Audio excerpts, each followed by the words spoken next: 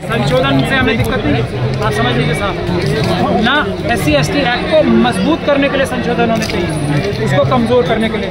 हमारा जो SC commission है वो मजबूत होने के लिए उसका संशोधन होने चाहिए, उसको कमज़ोर करने के लिए नहीं।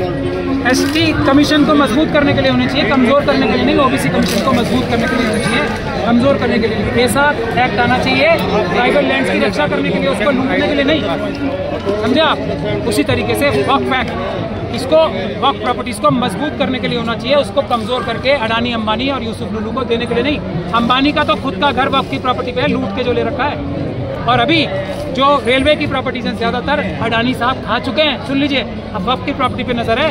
डिफेंस की प्रॉपर्टीज अयोध्या में अडानी को और रामदेव को दे दी। रेलवे और रक्षा मंत्रालय के बाद सबसे ज्यादा जमीन इस देश में वक्फ के पास है जी। सरकार की क्या निगाह उसी पर है? बिल्कुल। आदिवासियों की, अभी तो आदिवासियों का तो जिक्र ही नहीं आया। सबसे ज्यादा जमीन अगर किसी की है देश में तो वो आदिवासियों की सबसे ज्यादा। उसके बाद मुसलमानों का नंबर आता है, उसके बाद आता है डिफेंस का, उसके बाद रेलवे। सबसे ज्यादा ट्राइबल्स की लैंड है इस देश। पर ये तो यही कहा जा रहा है ना, इस बिल से तो मजबूती आएगी। देखिए मजबूती आएगी ना, अडानी की अंबानी की ट्रांसपेरेंटी होगी उसमें। देखिए सर, पारदर्शिता आएगी। पारदर्शिता अभी है, उसे खत्म करने के लिए ये झूठे हैं ना। हर चीज हर बात झूठ बोलते हैं, यही तो एक बात है। आप ही के लोग आरोप लगा रहे हैं, जो एक बार चेयरमैन बन जाता बक्ता वो 1000 करोड़ का हो जाता, उससे भी से होता है वो। उसी क्या, क्योंकि जैसे ही वो चेयरमैन बनता है वो बेईमान हो जाता है। ये बात है ना, मैं तो खुद कह रहा हूँ। मैंने दिल्ली के चेयरमैन को जेल भिजवाने के लिए पूरी ताकत हम लोगों ने लगाई है, मैं उसका हिस्सा हूँ। मगर इसका सलूशन ये है कि वक्फ बोर्ड के चेयरमैन को जेल भेजा जाए या अडानी अंबानी के हवाले कर दिया जाए सारी प्रॉपर्टी। ये है अभी जो दान आता है उसका कोई हिसाब ही नहीं है, कोई हिसाब रखने का प्रावधान है ना, पर है नहीं ना सर इसमें। और उस पर सरकार अमल नहीं करा रही। अभी भी तो जो वक्फ बोर्ड है सारे वो सरकार के अंडर है, कोई उससे आजाद थोड़ी है। जो भी स्टेट गवर्नमेंट होती है उसके अंडर ही काम करते हैं। सरकार की जिम्मेदारी है उसकी निगरानी करना, सारे काम सरकारी अफसर करता है। CEO कौन होता है? वक्फ बोर्ड का CEO जो है वो सरकारी अधिकारी होता है। सरकारी अधिकारी तो सारे काम करता है। जो सर्वे होती है वो सरकारी अधिकारी करता है, और वो सबकी सलाह लेता है, सबका रिटर्न में कंसेंट लेता है। वो कंसेंट लेता है SDM का, DM का, हर एक क्षेत्र के, पंचायत का, हर एक इंडिविजुअल के। लेकिन सर आप कह रहे हैं कि इसमें गड़बड़ होती है, चेयरमैन गड़बड़ करते हैं, जमीनें बेचते हैं, दान को इधर उधर करते हैं, तो फिर दिक्कत कहाँ है आपको इस संशोधन से? मैंने आपको कहा ना, संशोधन होना चाहिए इसको मजबूत करने के लिए या लूटने के लिए। नहीं, अब क्या है इस संशोधन में जो आपको लग रहा है ये नहीं होना चाहिए? इसमें पहला संशोधन ये है कि वक्फ ट्राइब्यूनल्स की ताकत कम की जा रही है। वक्फ ट्राइब्यूनल्स अदालतों से, अब जितने ट्राइब्यूनल्स देश में बने 20 से ज्यादा ट्राइब्यूनल है, अलग अलग चीजों जो कमीशन भी बने, जैसे SC/ST कमीशन है। अब एक आम व्यक्ति शेड्यूल कास्ट कम्युनिटी का अगर उसमें जाता है अदालत में तो क्या न्याय मिलता है?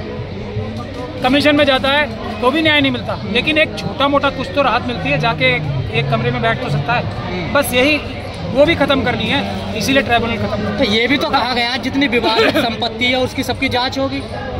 जांच करने में से कौन मना कर रहा है? इनके ही द्वारा। देखिए देश में सबसे ज्यादा भारतीय जनता पार्टी की पिछले 10 साल में सरकारें रही। सारे चेयरमैन इनके बनाए हुए हैं। वसीम रिजवी जो अब त्यागी बन गए वो किसके बनाए हुए थे? जो अभी वहाँ के चेयरमैन है वो किसके हैं? उन्होंने लूट मचाई है। उनके खिलाफ कोई CBI का केस दर्ज कराया? नहीं। रहमान जी के साथ है? हाँ, किसी के, कोई रहमान या वो बात नहीं है। एक रहमान नहीं है यहाँ पे, हर वक्फ बोर्ड में रहमान बैठे हैं। यहाँ हर वक्फ बोर्ड में अमानतुल्लाह बैठे हैं। मैं तो हैदराबाद की बात कर रहा हूँ ना, जहाँ पे हमारे मुस्लिम कद्दावर नेता है, वो उसमें वक्फ बोर्ड में मेंबर होते हैं। आप उसकी वेबसाइट पे जाके देखिए। अब ये कहा जा रहा है कि अब रजिस्ट्री जो होगी वो DM के यहाँ से होगी। पहले कहाँ होती थी?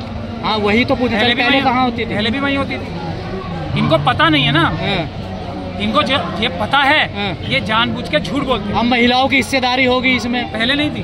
कहाँ थी पहले? कौन कह रहा नहीं थी ना, मैंने अभी तो आपको बताया। धारा 14 है, उसमें साफ साफ लिखा है 2 महिलाएं जरूर रहेंगी मेंबर्स। आज भी कहाँ मना है? लेकिन ये झूठ बोलते हैं ना कि हम महिलाओं को अंदर देना चाहते हैं। क्या कोई चेयरमैन बना अभी तक वक्फ? कोई महिला बनी है अभी तक? नहीं, लेकिन आज की तारीख में कोई भी महिला नहीं बनी है। महिला चेयरमैन बनी है, अभी कई जगह बनी है। और उसके अलावा अभी क्या है कि महिलाएं 100% भी मेंबर हो सकती हैं, पर ये क्या कर रहे हैं? 2 महिलाओं को कर रहे हैं, कम कर रहे हैं।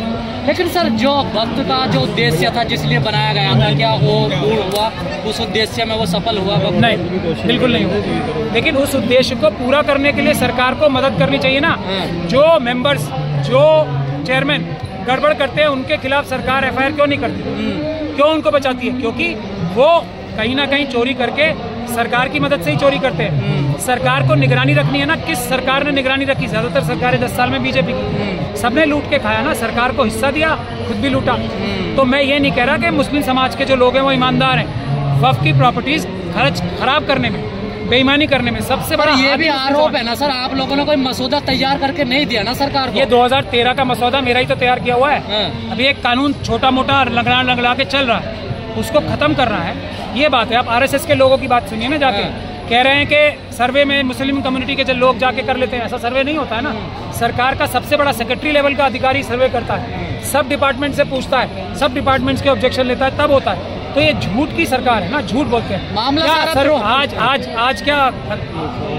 आज क्या इसका वो नहीं होता है? जो कंट्रोलर ऑडिटर जनरल की ये ऑडिटिंग करने की बात करा रहे हैं, आज भी सरकार के ऑडिटर्स जाते हैं। तो पर होता नहीं है ना वो सर, देखिए। तो इनके कानून में बदलने से, 2 कानून बदलने से अच्छा हो जाएगा कुछ? ये भारतीय जो न्याय संहिता है, भारतीय नागरिक सुरक्षा है, और जो ये भारतीय जो साक्ष्य अधिनियम है, ये लाने से देश में क्या शांति आ गई है? पर वकील साहब, कुछ लोगों का ये कहना है कि संपत्ति पे नजर है सरकार की। बिल्कुल, अडानी और अंबानी को देने का काम है, लेने का काम है। जिंदल को देने, अंबानी ना खुद तो है ना, जब ये जो सूद केस हैं, अंबानी को दे दी। साथ में अडानी ने कितनी प्रॉपर्टी, क्या लग रहा है इसमें अडानी जी का घर बना हुआ, वो भी वक्त की जमीन है, उनसे वक्त को, वो यतीमों की जगह है। वो एक रहते थे, इन्होंने अनाथ कर, छोटे मोटे 100 अनाथ बच्चे रहते थे, उनका ख्याल करेंगे? को इन्होंने किलो अनाज गरीबी के नीचे से, और खुद 10% आज एक खबर जीडीपी का सिर्फ अंबानी के कर दी। यही से जैसा अंबानी और आरएसएस के लोगों को देगा वक्फ की प्रॉपर्टी भी छीन, इससे कुछ नहीं आप कर रहे हैं। इसके हम लोग तो साथ अपने जो SC ST और OBC के साथ आंदोलन की इंटरेस्ट होंगे, और सरकार को संविधान की किसी भी धारा को और संविधान के अनुरूप बने हुए, चाहे वो वक्फ एक्ट हो, चाहे वो SC ST एक्ट, चाहे OBC, चाहे रिजर्वेशन के प्रावधानों ने हाथ नहीं लगाने कुछ समर्थन में भी है ना। देखिए बहुत सारे रिजर्वेशन अब खत्म, वक्त वाले इसके वही तो दलाल वहाँ भी है।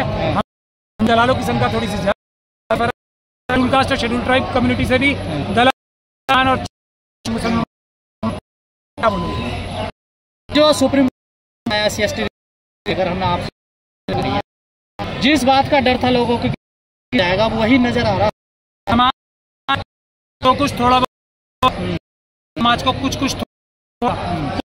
दिया जाए, क्यों अपने जो बात कही है, तोड़ ढूंढना है। जो चाल चली गई है, जो हमला हुआ है, तोड़ से और वो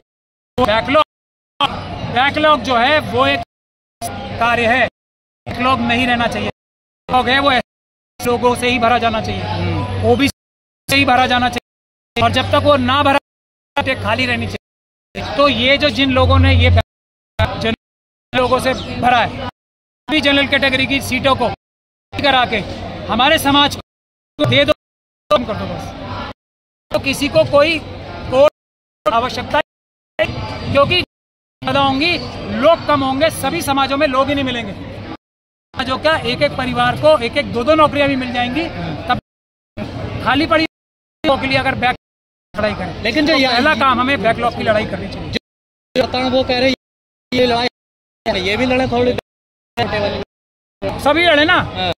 हम क्या, अब देखिए याचिकाकर्ता है, उनको किसी भी कम्युनिटी को जितना पहले मिलता था ना, उतना मिलेगा, ये मेरी गारंटी।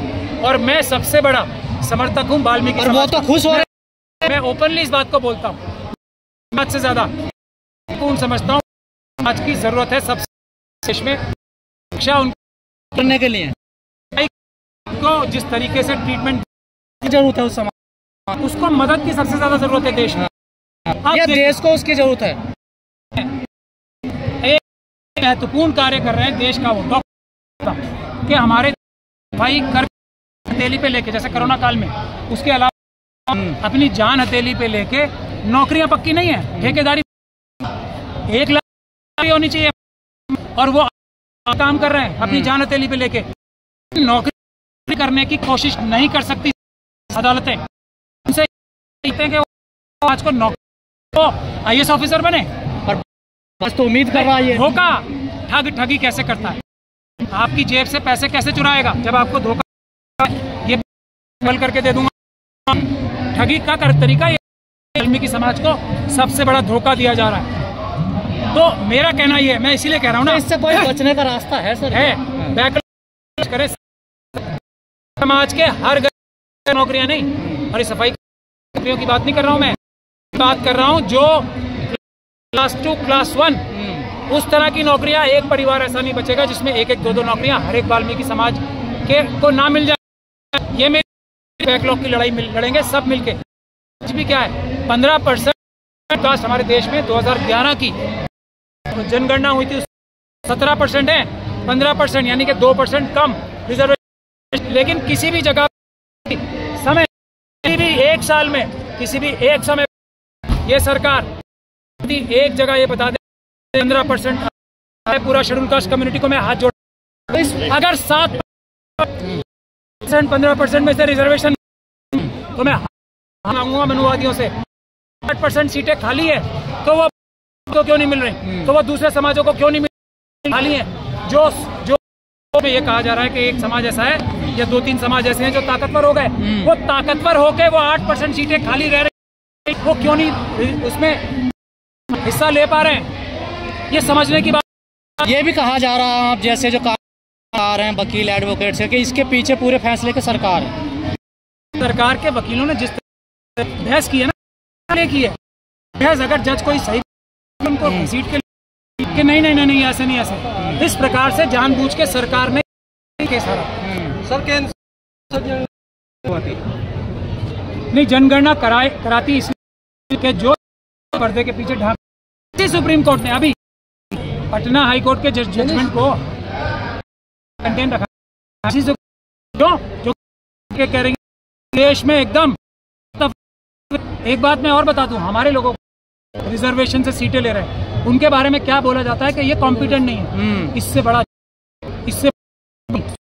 बड़ी लके हमारे सक्षम है लोग ही, हमारे लोग ही जो लोग हैं वो ये जाता है आपको। तो मैं वही कह रहा हूँ ना, आप आई हैं राष्ट्रपति साहब, अभी तो मंदिर में घुसने से रोक दिया उन्होंने। इससे पहले कोविंद साहब थे, वो क्रीमी लेयर में तो आ नहीं पाए, उनको रोक दिया। तो क्रीमी लेयर में आ तो जाए कोई। मैं तो फिर भी एक झूठा आर्गुमेंट दे रहा हूँ कि चलो सेक्रेटरी लेवल तक जो आदमी एक पहुँच गया, वो शायद क्रीमी लेयर में आ जाए, किसी एक छोटे मोटे मंदिर में तो उसको 5 मिनट के लिए जाने ही दिया जाए।